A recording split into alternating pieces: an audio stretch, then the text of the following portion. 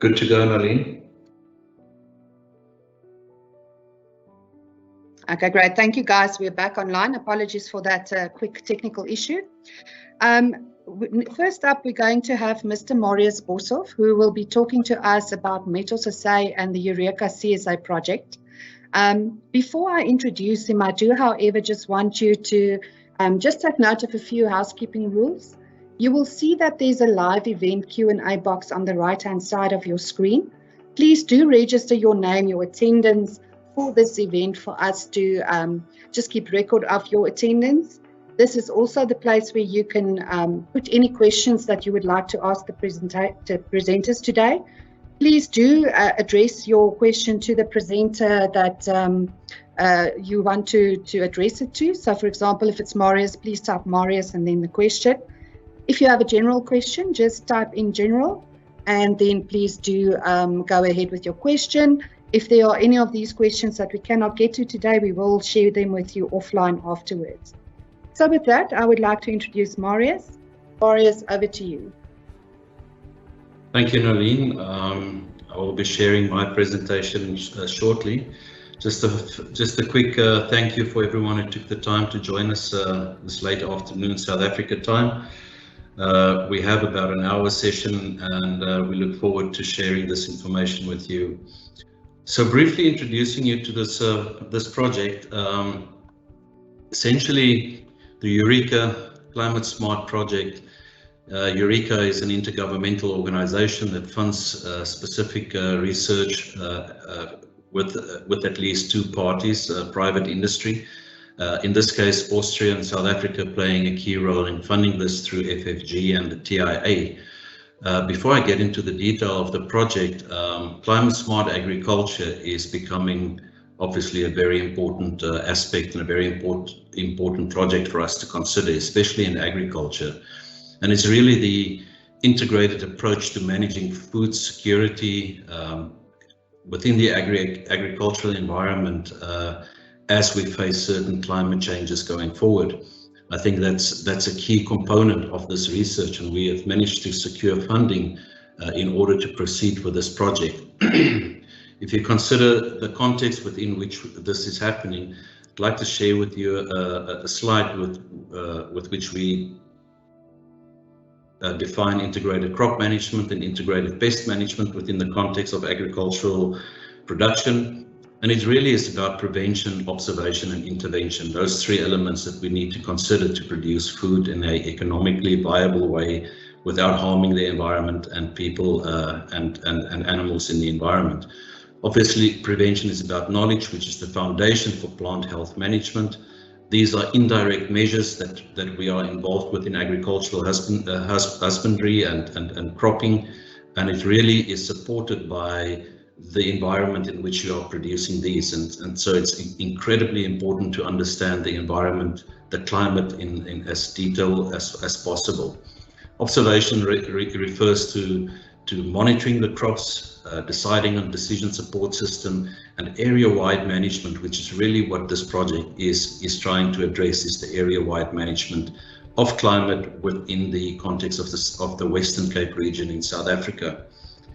Intervention, once you get into that phase where you have to intervene when it comes to pest management through either cultural physical control, biological control, or then alternatively looking at potential chemical control measures. So this is within the framework in which we are presenting this project to you. The partners in this organization or this consortium that will be executing this project in the Western Cape is METOS South Africa. METOS South Africa is an affiliate company of Winfield United South Africa, which is a large input agricultural business within South Africa. Our partner is Geosmart and TerraClim, which is embedded at the University of Stellenbosch, which will be presented later. Obviously, the funding partner is the Technology and Innovation Agency of South Africa. On the Austrian side, I'll allow Pessl to say more about FFG, but the funding partner in this project. So what is the project about?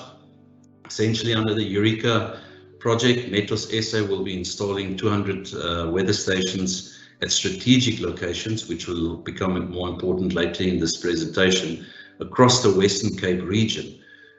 Some of you who live in this area will know that it's notoriously difficult to predict weather within the area, and we simply do not have enough sensors and weather stations within the Western Cape to be able to do so effectively.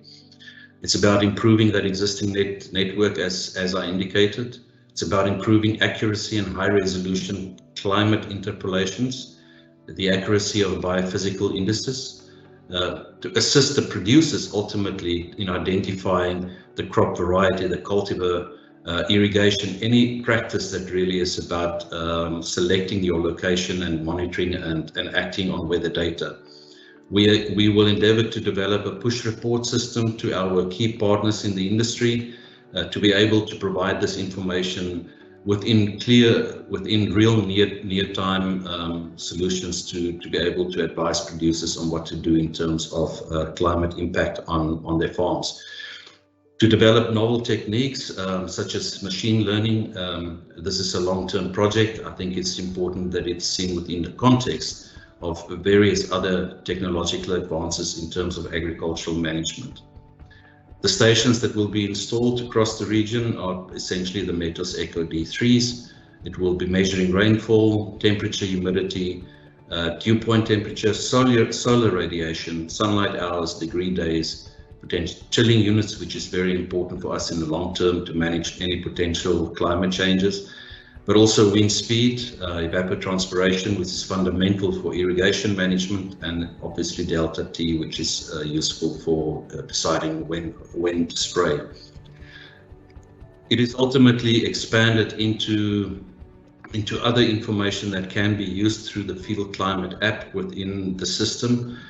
This app is available on cell phones to be able to access the near real-time weather data in order to plan your work weeks, to really better organize your day and your plans on the farm, protecting crop from things like frost, excessive heat, to really optimize your crop treatments if you are working with an integrated pest management system. It links to fertilization programs.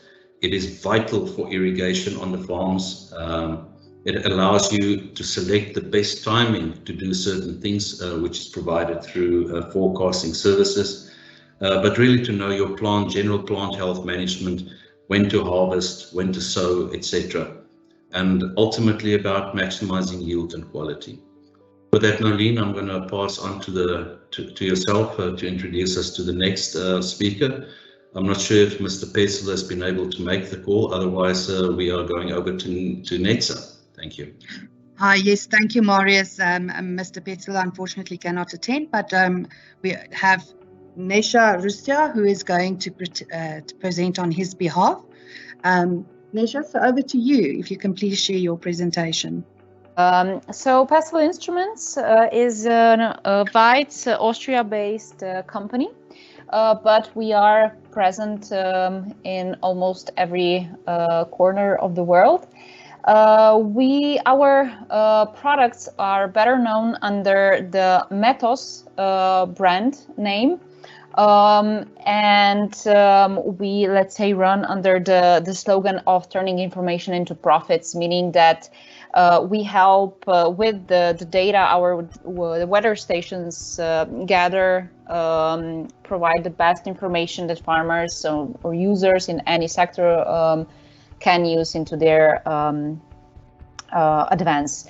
Pessl started almost over 37 years ago, and the first device that was introduced to the public was the electronic disease predictor for apples cap, and it grew from there, entering the South American and also North American market with the weather stations. And as the portfolio grew, also our company with the number of employees and also the affiliates branches all over the world grew as well. The picture here for showing a METOS 3.3 from Germany 2005 is something that has a feel of our current stations as well. We are currently present in over 80 countries all over the world and have over 15 affiliates going by name METOS next with the country. All over the world, and we have around 50,000 stations currently up and running with over 200,000 sensors connected to them. And our team is also growing, so currently we have over 160 people with us. Here you can see the worldwide installations, the Europe being the mostly covered, but we are reaching around, so to South and North America, also Australia and New Zealand, all over Asia and also Africa. Our team, this is a picture from our 35th anniversary. Our team has grown since then, and I would like to point out that we are very, let's say, proud of the experts that we have in our team. It's a very diverse team, and this is something that also, for sure, manages to help us build what we have, both in the term of hardware and software solutions. This is our management team with, as it states here, with over 140 plus years of management experience in multinational companies, and with a lot of different knowledges, both in, for example, banking to, of course, agronomy. What we offer is both the hardware and software solutions. Hardware as to be put on in the field, and then the software is the key, let's say, force to what we offer. And we help the people with the proper time of planting to know when to apply the fertilizers, when if the crop is in optimal health, the management of all day-to-day operations, the best time for harvest, sowing, seeding, and so on.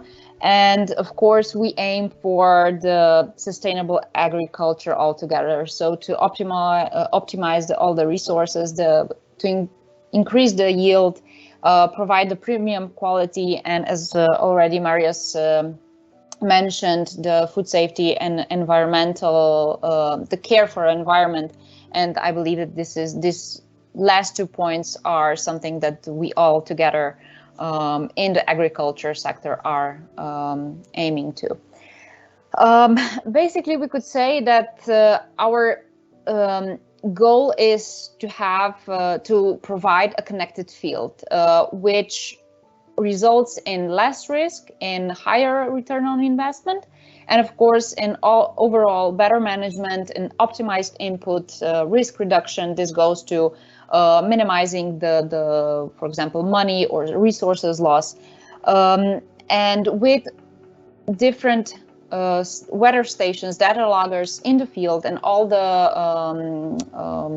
solutions that then the software enables you, we can get that. So basically, with a weather station in the field, and together with the licenses that you get, you can optimize, when to seed, when to plant, when to harvest, what is the field accessibility, what is the spray weather.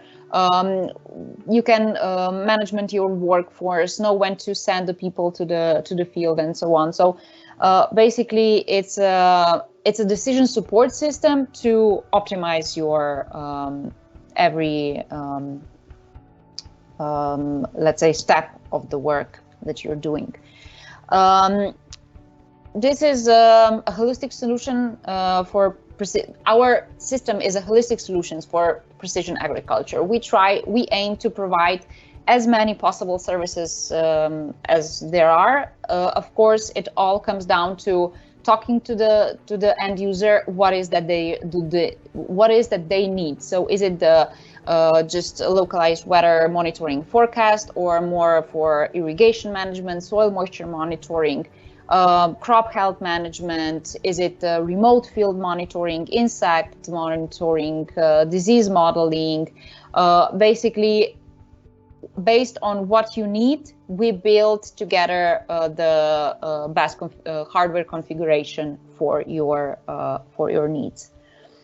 Pessl Instruments also supports the widest range of communication options, from let's say the traditional ones, the wired ones, to wireless long range and short range options, to the latest such as LoRa and narrowband IoT.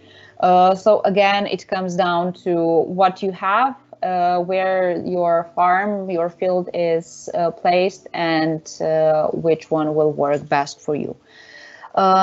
We also have a very, let's say, wide net of partners, and we really are proud of the amount of those that we have, because we all together work for the, let's say, end goal, which is providing the end user with the best solution for their field.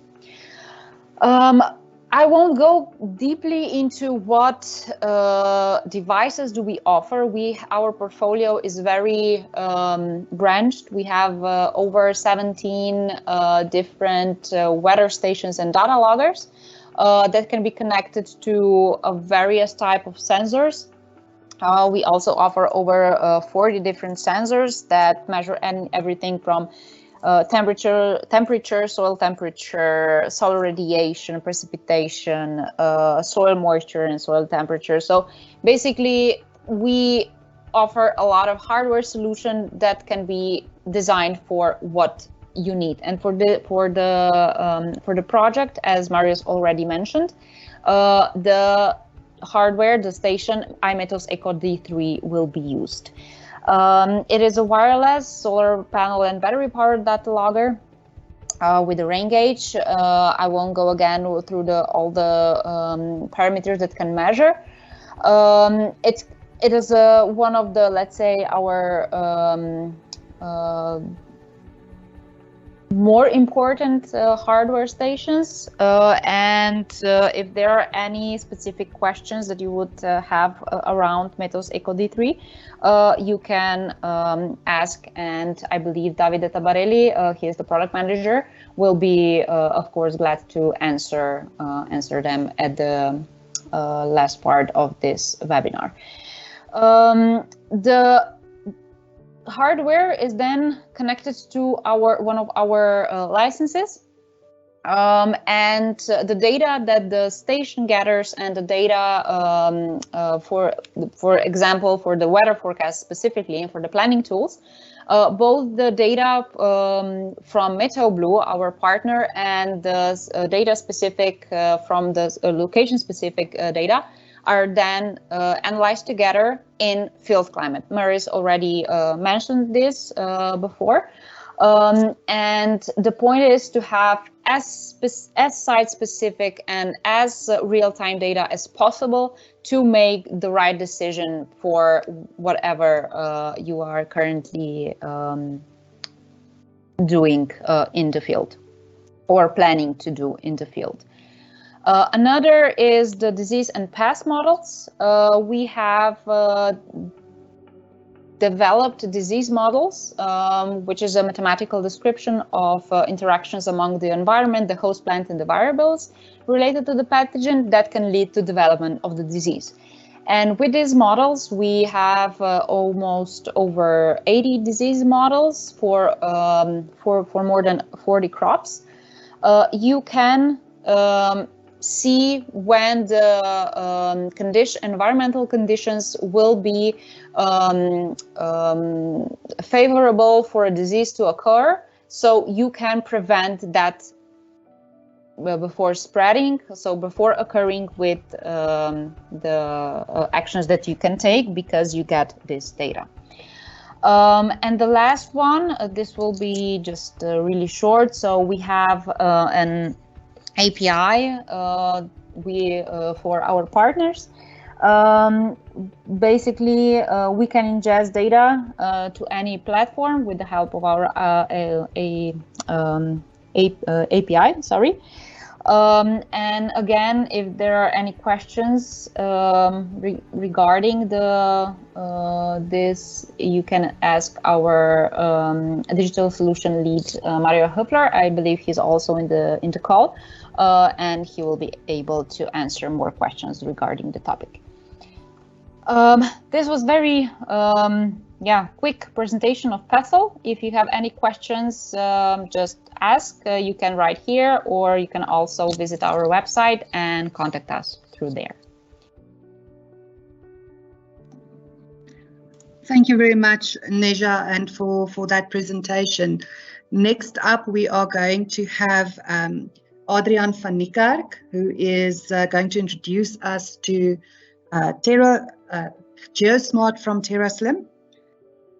You can go ahead. Thank you. Thank you very much for the introduction.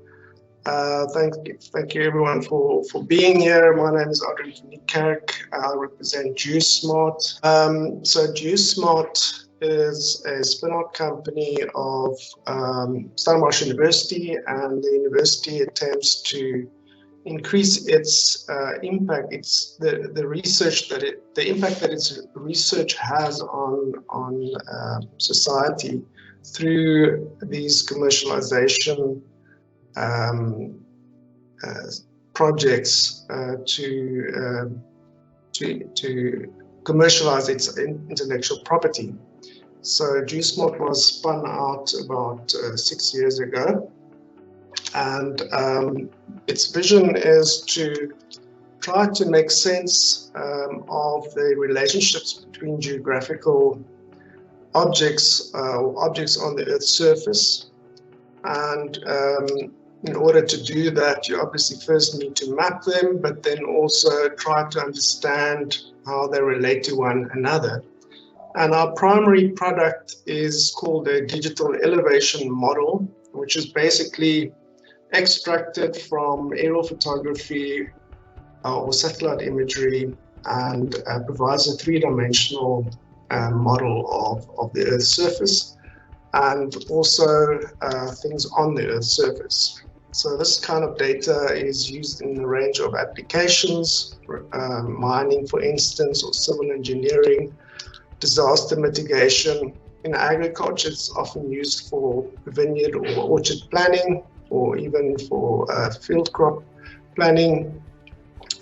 It is used in environmental impact assessments, into telecommunication, infrastructure planning, water resource management, forestry, etc. Our main clients at the moment are in the telecommunications industries for 5G planning, and also in infrastructure planning related to renewable energy. This is what a DM looks like, or one way of visualizing it.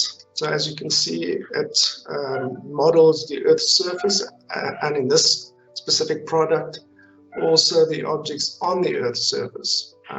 But it can be visualized and quantified in different ways. So this is just the elevation or height above mean sea level, but you can extract other information from it, such as slope gradient, slope aspect, flow direction, soil wetness, and solar radiation.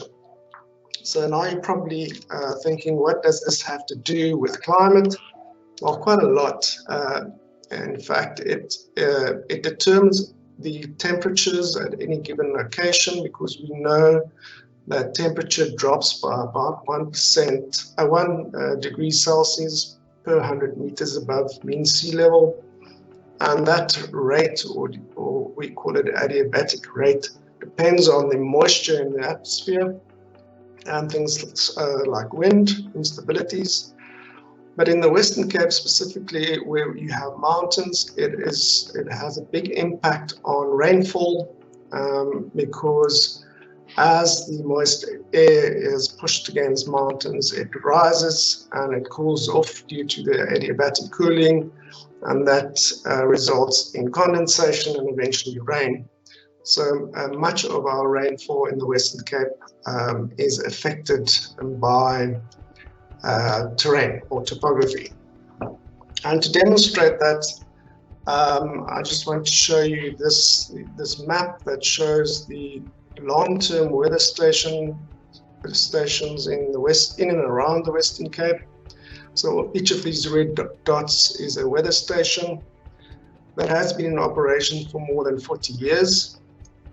And what you see here on the right are some graphs relating the temperatures measured at these stations to elevation. And at the top right, you'll see that there's the graph shows that there's a strong relationship between the temperatures measured. This is now the long-term temperatures measured during July. So this is the minimum temperatures during July, and you can see that the temperatures decrease as elevation increases. So that fits well with the physics. But that relationship changes or is weaker for maximum temperatures during July, and it gets even weaker during January. And this is the maximum temperature of January. And you see that there's now an inverse relationship, and this is due to instability such as wind. And but what also affects our climate in the Western Cape is the distance from the ocean, and this graph shows that. Now distance from ocean is on the x-axis, and you see that most of the warmer stations in the Western Cape are located further away than 100 kilometers from the ocean. So quite a strong relationship, but this relationship again is weaker for minimum temperatures during January, and then becomes strong again for minimum temperatures during July. But there the relationship is inverse, because we know that the ocean has a moderating effect on temperature. So during winter, the areas along the coast are warmer compared to the interior. So it just shows you how complex our climate in the Western Cape is. And what is interesting also is that there's a strong relationship between distance from ocean and elevation. These two are interlinked. These two variables are interlinked. And what's more is that relationship depends from one area to another. So here I've selected 5 stations around the Ceres and Tulbagh areas, and you see the huge differences between temperatures between these 5 stations. And this is now for the maximum temperatures during July. You see again the big differences. Minimum temperatures during January and maximum temperatures during January. And if you compare that to 5 stations in the pole area, which are close together, and the distance to ocean here should not play a role, and also the elevation should not play a role because the elevation is also very similar, you see that the temperature differences are much smaller compared to those from Ceres and Tulbagh. So it just shows you the complexity of our climate. And it is these complexities that we're trying to understand. And the other problem is that we only have weather stations in specific areas. So what about the temperature or climate at any other points where there are no weather stations? How can we model or determine or quantify the climate at these locations? And looking at graphs is also not intuitive. We need to find a better way of presenting this information. So that's where we come back to digital elevation models and geostatistics, because we can use these measurements and extrapolate or interpolate the climate or model the climate at any given point in between these weather stations. And doing that, one can determine estimate the temperature and rainfall and all the other parameters that we are interested in for basically anywhere. And once you have maps like these, one can compare them and identify patterns. And of course, this is only the long-term data. What we want to be able to do is determine how these things are changing over time from one season to another and from one decade to another. And that links, of course, to climate change. So our products are very useful in this. So I've shown you a macro view, but you can do the same thing for very small areas. What you see here on the left is our product showing a lot of variation. And this is the Rustja road that you see running through here, so near Takara. And we can use this elevation data to model climate at unprecedentedly high resolutions. So the take-home message is that Geosmart is a product of Stellenbosch University, and we generate these so-called digital innovation models that have been used in agriculture for planning purposes and in precision farming, but it's particularly useful for temperature and other climate variable modeling within and among production units. And we are very happy to be part of this partnership with METOS and Pessl and TerraClim, which Tara will be telling you about now, is also a product from Stellenbosch University and is currently being spun out, but is being incubated within Geosmart and will hopefully within the next year or two be established as a separate company. Thank you, that's me. If you'd like to contact me, there's my contact information. Thank you very much, Adriaan. So next up, we have Tara Southey, who's also from TerraClim. Tara will be telling us about terrain and climate decision-making tools to aid in-field decisions and making it in context of climate change. Tara, over to you. Thank you. Hi, everybody, and thanks for the introduction. And yeah, thank you, Adriaan, for the introduction to what I'm about to say. So TerraClim is an integration of terrain and climate information, and it's an integrated data resource that we display through a user-friendly interface to provide accessibility to climate and terrain information in the agricultural sector. So it's very much what you see on the right-hand side, the stacking of information all the way down to your specific field that you can kind of plug out and view all this information to aid decision-making. So TerraClim is a flagship project within the WineTech profile. WineTech has funded this project from the beginning, and with the main project focus to improve our understanding of climate change and the complex terrain of the Western Cape and how specific agricultural crops are linking to these changes.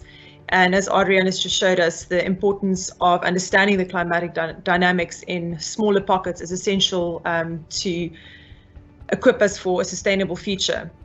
So TerraClim was founded in 2018 after a lot of research projects leading up to this project, but it really was started through an industry interaction where we did a survey with researchers, consultants and farmers to identify climate change is happening, but what do we need as farmers, researchers and consultants to aid decision making? And across the board, terrain and climate were the two variables that came up as a need to aid decision making and to be presented through a user-friendly interface. So I'm going to shoot straight through to the user applications of TerraClim as some of the outputs before I go into a small introduction of TerraClim and then landing it with our integration with this METOS SA relationship. So the user application is very important, especially in the context of increased seasonal variability that we're seeing. So change analysis has become more important than ever for us. So this is an example of chill units where we look at one of the many chill unit models. So this is daily positive chill units from 2015 on the left, all the way through to 2019 on the right. It looks like a bit of an abstract painting, so just bear with me. So this is the seasonal summation from May to September. The darker areas represent colors with lower chill, and the orange represents areas of higher chill. So you can see mountainous areas, you tend to have a higher chill accumulation, whereas in the basin valleys, a lower chill accumulation. And just, this is an image, a GIF showing the spatial change from season to season. You can see no season is the same, even if you zoom into farm level.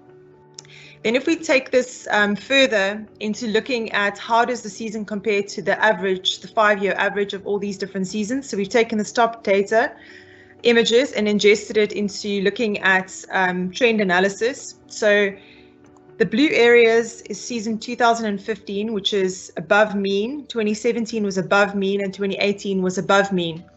But 2016 and 2019 were 2 seasons where the chill was way below the mean. You're looking at between 50 to 350 units lower than the average mean for those seasons.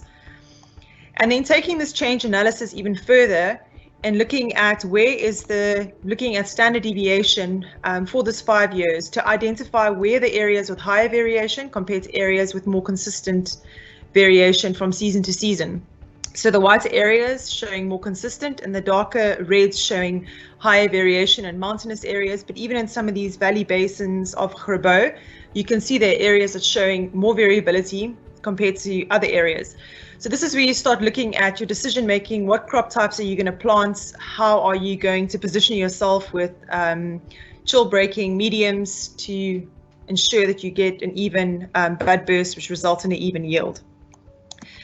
And then another user application looking at heat-based analysis, where we look at observed and retrospective data, becomes extremely valuable, linking it to climate profiles over different seasons. So this is a growing degree hours example. We've taken it for specifically the month of October, which links to apples and wine grapes cell division. So you look at October 2016, 2017, 18, 19 are the images here, and it highlights October 2018 being a lot warmer. And then if we've provided within the TerraClim tool a profiling tool that you can go into a specific field or a specific area and look at what happened in the month of October, because you can now spatially see that this was a year that was an outlier for the month of October. And then if we look at the temperature profile, focusing specifically on 2018, which is this purple line, and I've just highlighted in red. And what I'm just trying to show here is the shift between your maximum temperatures. So for the first time, that October reached temperatures of 25, but then all of a sudden there was a drop to almost 5 degrees. So within a few days, the plant was being exposed to temperature variability of almost a 20-degree difference. We saw this was linked back to, in hindsight analysis, once the season, the 2018 season, we had 2018, 2019, it was smaller berries, and we didn't understand why, and in some areas very bad sets. And this was linked to the shift in October temperatures and also these lower temperatures in the month of September. And that had a direct impact on the berry cell division that went all the way through to having a weaker set and resulting in harvest being lower. And then you can also link this to temperature data. This is threshold analysis, where we've broken the temperature profile up into different thresholds at the bottom here. 5 degrees, 5 to 10, 10 to 15, and all the way to 51 degrees. And you can see the different seasons. So this is 2014 all the way to 2020. And if we focus again on 2018, you can see that the profile of warmer temperatures for the month of October, well, the whole spring period, there were more temperatures between 21 and 25, but also more temperatures below 5 degrees. So this is the kind of information that we need to start extracting from the spatialized database to identify where are these changes happening, how are they happening, and how do we link them directly to the crop responses. Another example is threshold mapping, taking thresholds that are available in the research domain, such as hours below 18 being unfavorable for flowering of apples and hours above 30 being too warm for flowering. And these are temperatures submitted for September and October, where again the lighter areas are showing less hours at those specific temperature profiles, and the darker areas more hours at those temperature profiles. So the top is below 18 degrees and the bottom is above 30 degrees.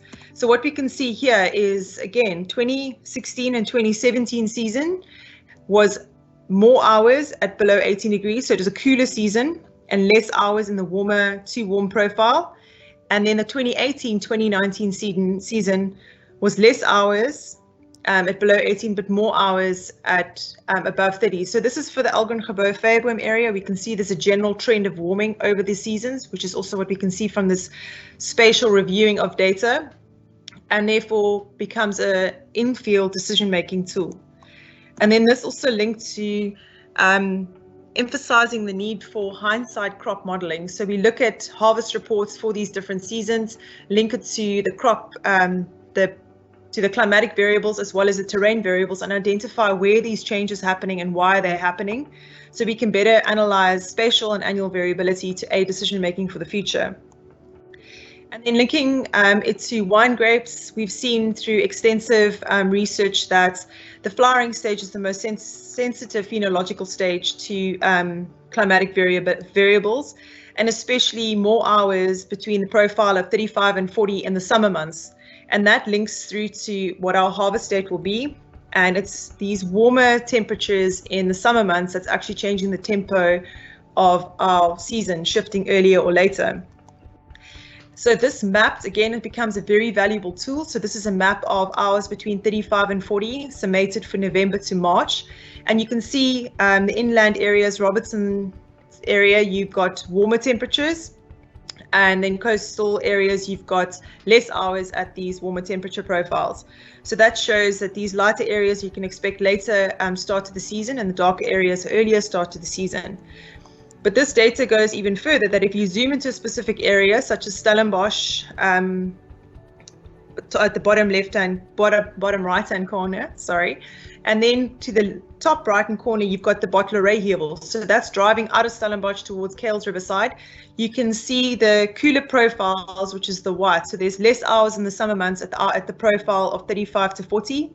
So these are the areas that are more quality-driven wines, not so much yield-driven wines. They struggle to get high yields here, but they are able to get better quality because it's a slower ripening period. So it identifies these cooler pockets in the summer months that can be used for either buying grapes or just in-season management, and identifying where are these changes shifting from season to season. These applications really emphasize the need for climate and weather data at higher spatial and temporal resolutions, and that's looking at hourly and daily profiles, so we can better support crop management at farm and field level. And this links to the foundation of TerraClim. The problem that we're trying to solve is climate change, which we've seen the last 5 seasons has been the warmest in a 138-year record. And every time I update my presentations, it really just, the IPCC reports is just getting warmer and warmer. We see all the news broadcasts of what's happening globally and all the other agricultural sectors globally. So we see this increased seasonal variability that we need to start managing to our advantage. As we're seeing within the Western Cape, certain regions are warming, other regions are cooling. And when we look at the annual profile, there are actually months that are cooling and months that are warming. And again, emphasizing the shift in maximum and minimum temperature. So emphasizing the need for more access to weather station data. And as you can see on the left-hand side, our spatial distribution of weather stations is not sufficient. We've got overrepresented areas in the agricultural sectors, which is the red, and then underrepresented in the green. So we need to improve the spatial distribution, as well as currently the data accessibility from government weather station custodians, such as South African Weather Services and Agricultural Research Council. The data is extremely expensive and the data integrity is at times questionable. So we have taken hands with iLeaf, which is a strong, we have a strong working relationship with iLeaf along with Geosmart and funded by WineTech to do the testing, and the research and development for this project has been allowed to happen because iLeaf has provided us with data and Geosmart with the 2-meter digital elevation models. So to take this further, we have created a new weather station network based on multi-criteria analysis, which I'll touch on just now in the presentation, to identify where we need weather stations moving forward in the context of our climate getting warmer. How do we position ourselves to better quantify climate in 10 years, 20 years, 30 years? And then the third problem is our topography, which is not necessarily a problem. We just need to be better. We just need a better understanding of how the dynamics of the Western Cape work and how we can use it to our advantage from a marketing perspective, as well as from a grower perspective. And then our soil type, which also changes over short distances, and where this tool becomes extremely valuable is when you can plant a crop where it should survive without irrigation or minimal irrigation. So it can buffer itself against the environmental seasonal variability that we're seeing. And then Adriaan mentioned the coastline effect, which is a very unique phenomenon in the Western Cape, where the cool and warm ocean current meets at the tip of Africa, gives birth to the sea breeze effect, which blows inland midday for about 50 to 60 kilometers, which is quite a significant impact on the shifting of mesoclimatic pockets. So it would just be warm, and then all of a sudden you get this cooling effect that comes through.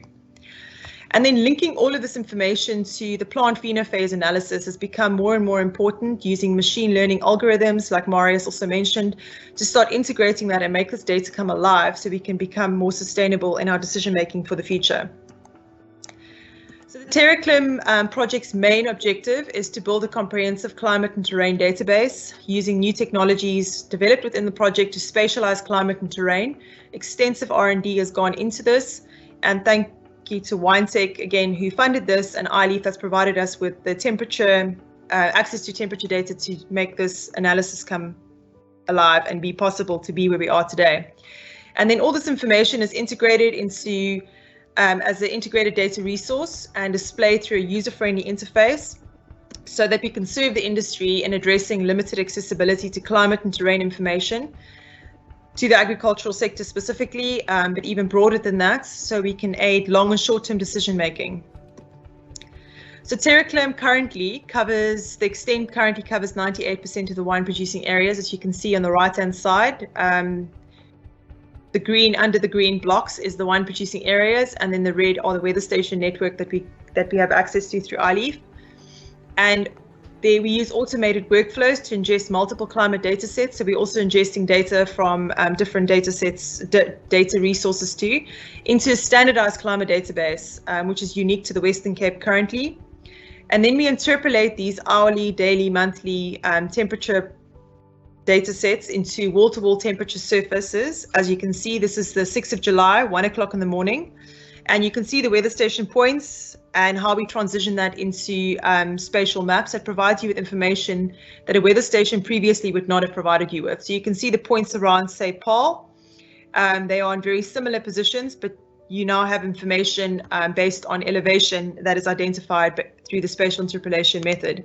So this is 1 o'clock in the morning, 8 o'clock, 10 o'clock, 12 o'clock, and then 3 o'clock. Just gives you an indication of where the spatial changes is happening. And this is really important to integrate with the plants at an hourly resolution. So you have this for 24 hours of the day, for the whole year, for multiple seasons.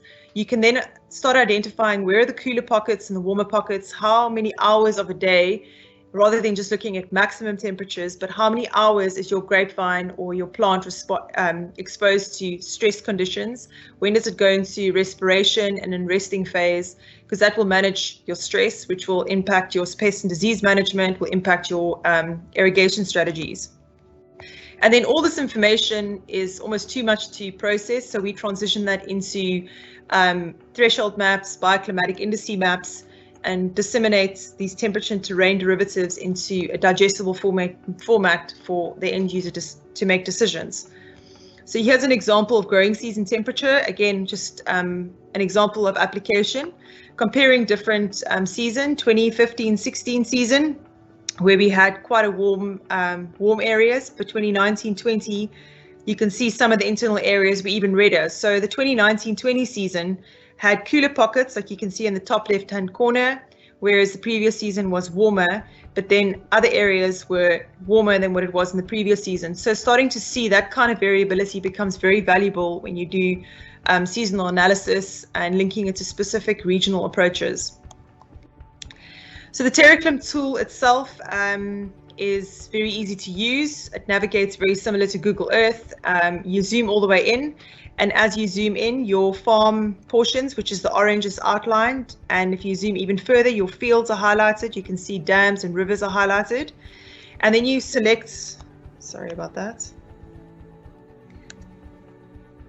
And then you select a specific temperature profile that you'd like to look at. So we're going to select within this video daily mean temperature at 20 meters. And as you pan further in, it recalculates the temperature for that specific area.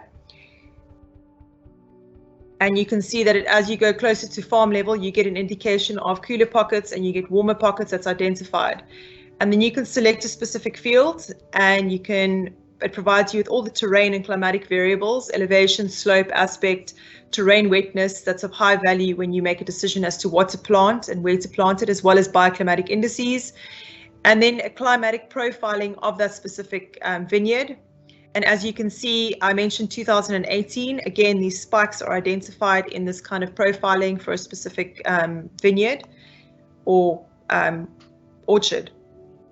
And then to take that further into this dashboard function within the TerraClim tool, is really to provide the user with a decision-making tool at field level. So for a specific field, they get all their terrain information, which is explained to them in detail.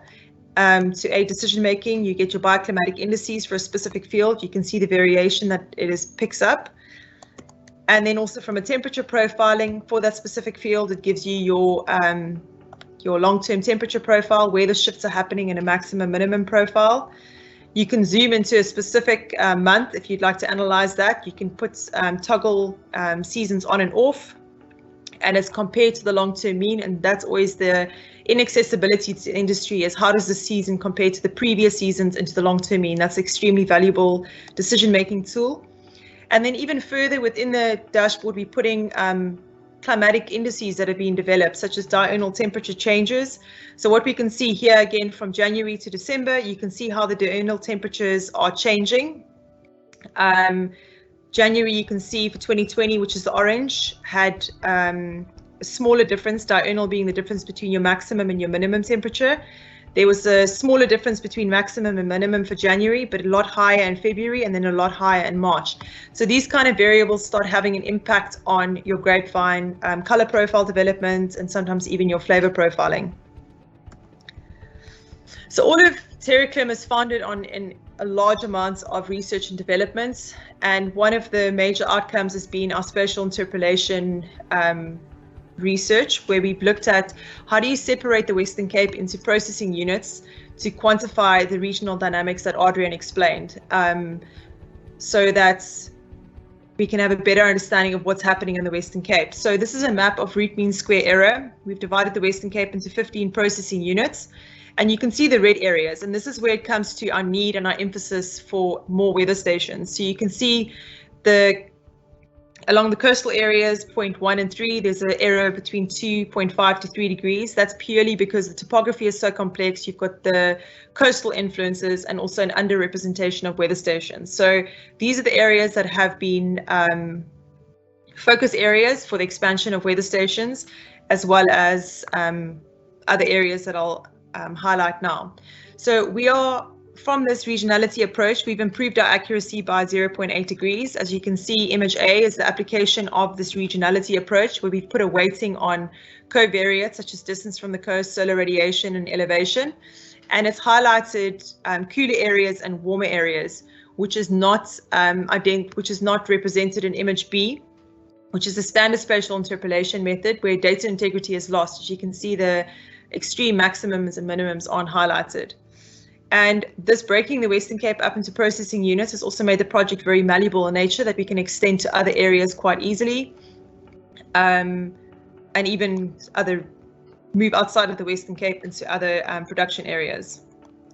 So within TerraClim, we've improved our resolution from 90 meters to 2 meters, which is very valuable for decision making. And the temperatures improved from 1 kilometer, you can see on farm level, these massive pixels, all the way to 20 meters. And through extensive R&D and interaction with end users, it's been identified that 40 meters is the most effective spatial layer that we're going to be using. So another output was the development of a wireless low-cost logger developed with a local company called Geosmart, where we measure relative humidity and temperature, and we've deployed a high-density logger network in the Bannock Valley. You can see the Siemensberg mountain over there, and this is what the loggers look like. They sit in gill screens, and all this data is ingested in an hourly, every hour in automated fashion, and this will be spatialized. So what this network provides us with is a better understanding of the climatic dynamics, again, that Adriaan explained, the relationship between temperature and elevation and temperature and solar radiation, as each one of these points have been placed based on solar radiation and elevation classes. And that brings me to this project, which is the extension of the weather station network, which is also based on solar radiation and elevation as a input for the multi-criteria analysis. So what the analysis included was, firstly, we included the tertiary catchment areas, which is based on hydrological modeling that creates these unique mesoclimatic pockets based on runoff and the hydrology that involved in that. And then secondly, we considered all the weather stations that are available to us, and we put a weighting on stations that have been logging for more than 10 years within the agricultural ARC and South African Weather Services profiles. And then we included the current weather station network provided to us by iLeaf. And we separated those tertiary catchment areas into solar radiation and elevation classes to best identify where we need weather stations to best quantify the climatic dynamics of the Western Cape. And that's how we came up with these 250 weather station points. And if we zoom into a specific tertiary catchment area, you can see the solar radiation classes and you can see elevation classes. And then we've selected weather station positions based on these classes to best quantify that specific hydrological units. And currently we have quite a few unallocated stations for extending this weather station network. So we really would like your help as listeners to contact us and let us know where we can, if you can help us with providing locations for these stations. So the major areas is Namakwa, Tankwa, the Klein Karoo, Garden Roots, the Groot Karoo and the Karoo Heartland. And this is a very valuable project that we're able to extend into these areas, which is not necessarily the agricultural sector. But when we start quantifying climate change on a larger scale, we can start really understanding the dynamics of what's happening and what areas are potentially going to open up and which areas are closing off for certain agricultural crops. And this is also a great project because it starts shifting out of the silos that we are linked to each agricultural sector. We can start looking at the bigger scope of what's happening in the extent of the Western Cape and the extent of South Africa. And then to land all of this is how do we make all of this data come alive? And this data comes alive through suitability analysis, which is based on a machine learning tool and machine learning algorithms where data is ingested and you start doing analysis linking actual field data, yield data, flavor profile data, coloring data to climate profiles and terrain profiles, and apply machine learning. And through this, you can identify what are the top variables that drive the decision making to plant a certain cultivar or plant a certain crop type. And it provides a graphing profile, and it gives you an indication of if you want to make a decision to plant something in a specific area, it's weighted based on information from the surrounding areas. And I'm not going to go into that in more detail, so if you'd like to find out more, please contact me directly. And so to conclude TerraClim, the main take-home message is that TerraClim presents high temporal and spatial resolution maps of climatic and geographic data sets as a series of near-time, real-time maps. And this information has been tailored to the end user based on industry interaction. So we can provide the Western Cape with change analysis and variation analysis from season to season. And seasonal reporting has become a very important function from all this data. And then emphasizing hindsight crop response modeling is extremely valuable for a sustainable future, where we look at farm level information and integrate that with climate and terrain. So we can start seeing this observed and retrospective data analysis. through these interactive vineyard and orchard profiling tools, so we can query what is the query functionality and then look at suitability for the future. And the tool's main focus is to empower the decision maker by providing pertinent information about climate, terrain and soil that's been slightly pre-processed to aid decision making at short and long-term level. And for the user to sit and analyze and mitigate climate change at a regional farm and vineyard level, and not always needing and actually having access to data to make those kind of decisions. And then lastly, TerraClim has been built in such a way that it is scalable and malleable in nature, that it can be integrated with other projects like METOS SA, which is a very exciting, and this Eureka Climate Smart project, very exciting venture that we're looking forward to. So please contact us for further collaboration, and just want to emphasize and thank WineTech for the funding for this project that's made everything come alive, and iLeaf and the large team, which Garth is going to expand on now with more environmental geospatial applications in the agricultural sector. Thank you. Thank you, Tara. We appreciate your time. So our final presenter for the day, as Tara mentioned, is Garth Stephenson from the CGA. Garth is going to talk about the role that the CGA plays in TerraClim. So Garth, over to you. Thanks, Nolene. Can everyone hear me? Yes, we can hear you. All right, thank you, yes. So as mentioned, I am with the Centre for Geographical Analysis, and I'm just going to give you a brief overview of what we do, who we are, and our involvement in TerraClim, and then also why we've been driving TerraClim, why we are suited to it, some of our projects in agriculture. So here we go. So we are a research unit at Stellenbosch University, and we specialize in what's called geoinformation technology, which is GIS and Earth observation, which includes satellite imagery, aerial photography, and drone imagery, as well as other geographical analytical techniques. And we have several functions. Our primary one would be contract research, such as TerraClim, but we also provide research assistance in the spatial domain to other academics or universities or research institutions, such as, for example, the CSIR. We've also been involved in product development, so we assisted Geosmart with the development of the SUDEM and the DEMSA, shown by Adriaan.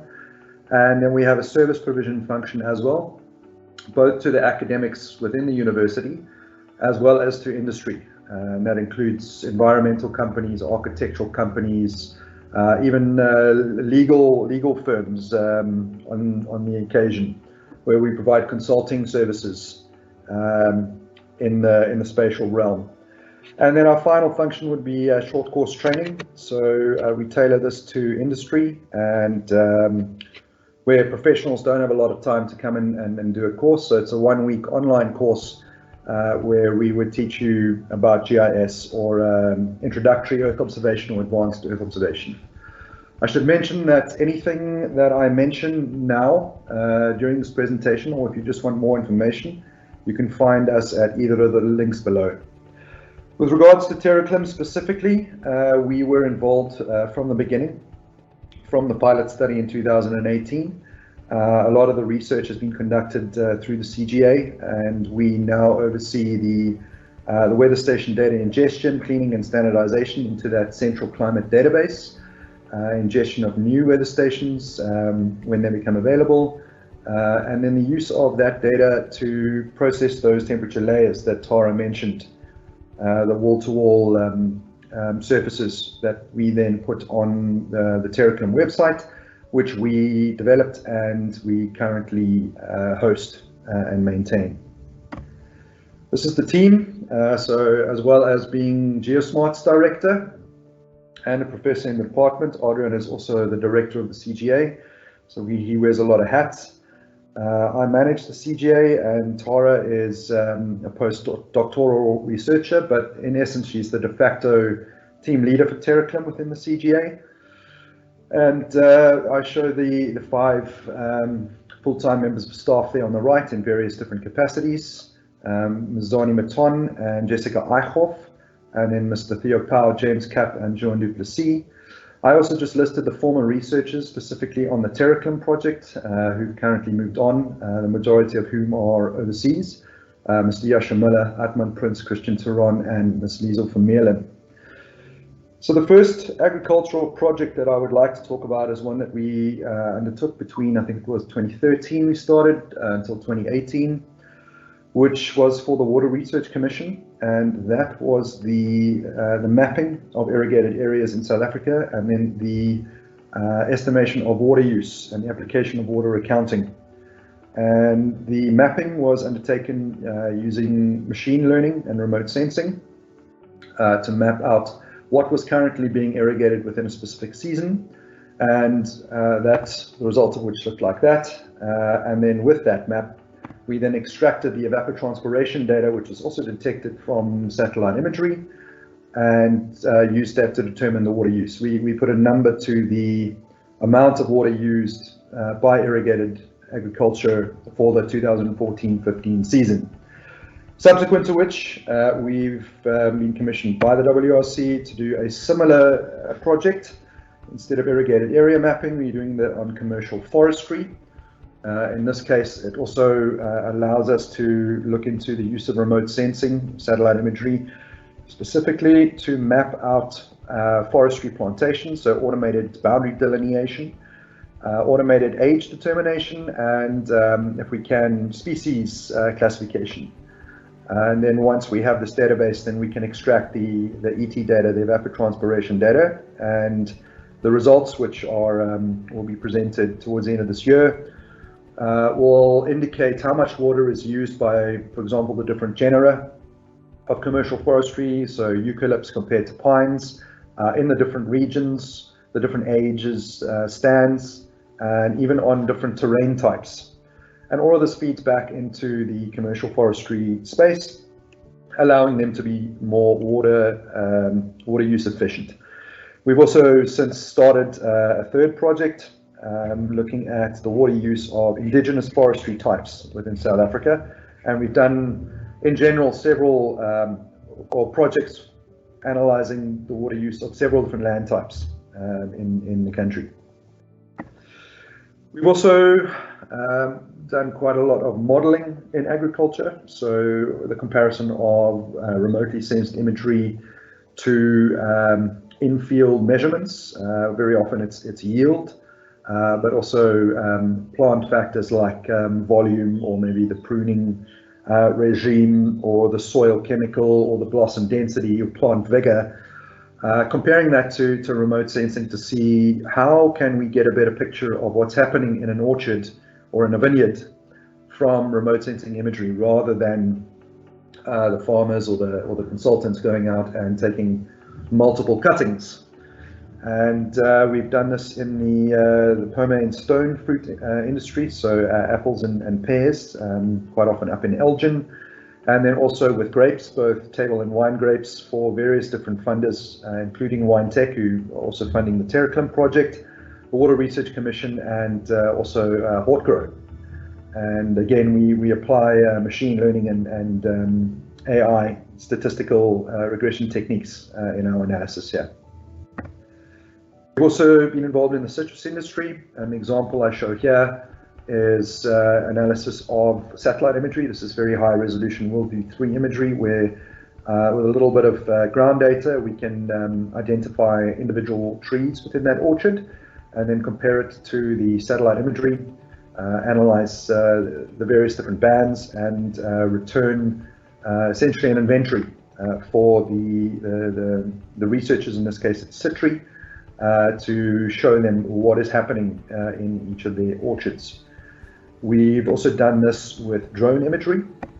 So this example, this isn't drone imagery in the example, but the canopy that you see mapped there is derived from drone imagery, where we've used both multispectoral analysis techniques as well as the creation of 3D models to derive canopy, and then from canopy we can derive things like plant vigor and volume and vine health.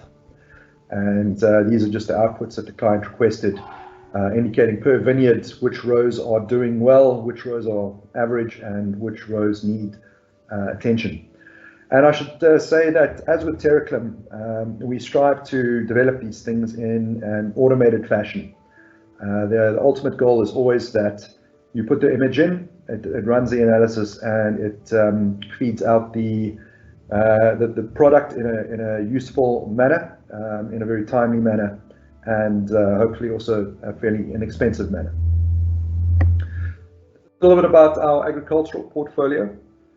Just wanted to mention something on with regard to hardware, because it's a question that often comes up when people realize what level of processing is required for TerraClim.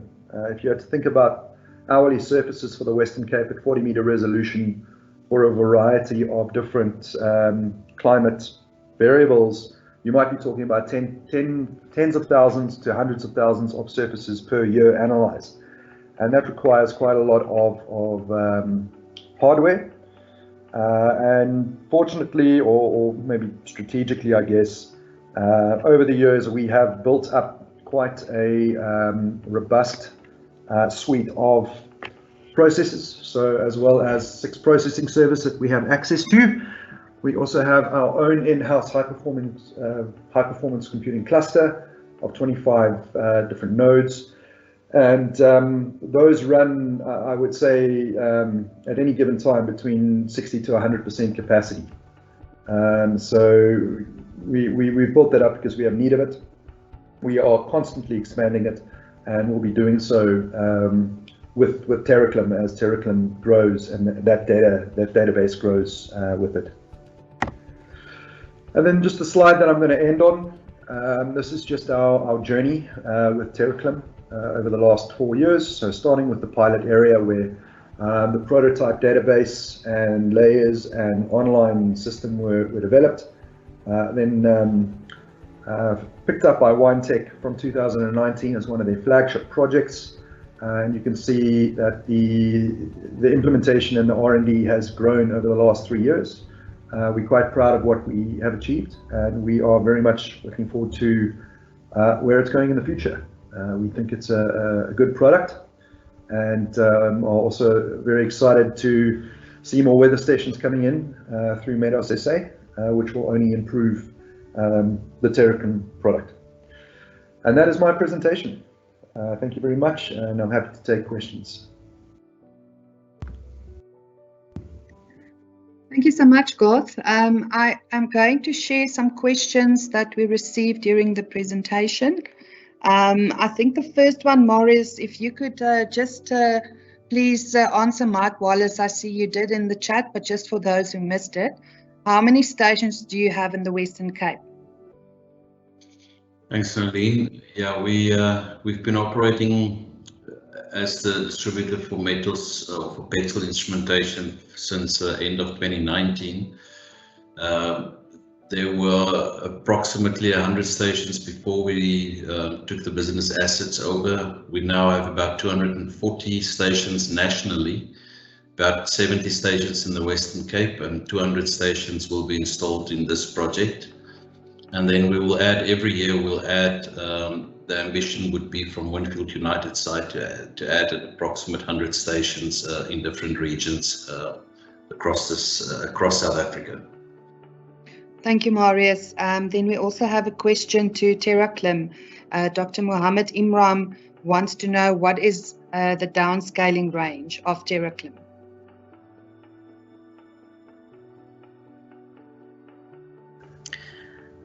Could you elaborate on that question at all? Or Garth, do you want to give it a go? I was going to ask the same thing. Do you mean temporally, or do you mean spatial resolution here?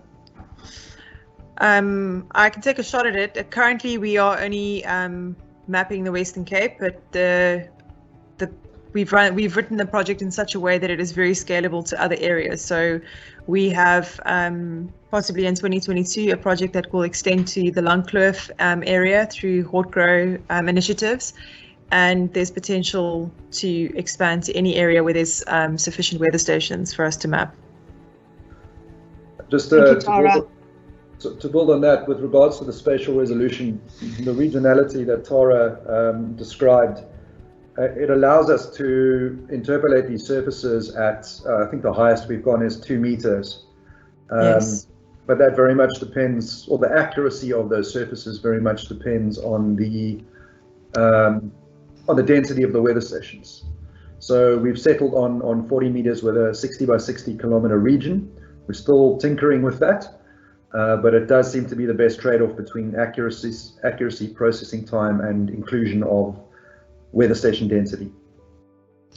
And further to the upscaling and downscaling, the Algengebouw area that I showed, we did that mapping at 5 meter resolution. So it is possible for us to take temperature resolutions as high as 2 meters, like Garth mentioned, and then also to coarser resolutions like 40 meters that still maintains accuracy and has a good spatial, shows good spatial variation over short distances to aid decision making at field and farm level. Thank you, Tara. We have a question from Dan Grigori, who's from AgriCover. He's asking, are there any coverage in Europe or Romania? Can you elaborate, is that for TerraClim or the METOS stations? Now, while we see if Dan is still online to just elaborate on that, our next question is from Nicola van Wilgen. She's asking who's able to access data from these stations and the products that have been produced. Could one, for example, gain access to the data for other applications, for example, conservation? Who is that question directed at? I see Adriaan is replying to it. Okay, perfect. Adriaan, would you like to answer? No, I wasn't replying, but I can answer. Sorry. The station data is accessible through either METOS, whoever's the owner of the station. But the idea is that our climate surfaces that we are generating would be available for other applications as well. It's actually already available through the web app, so you can already view it there. But the idea is that we will develop an API through which anyone can access the data. Thank you, Adriaan.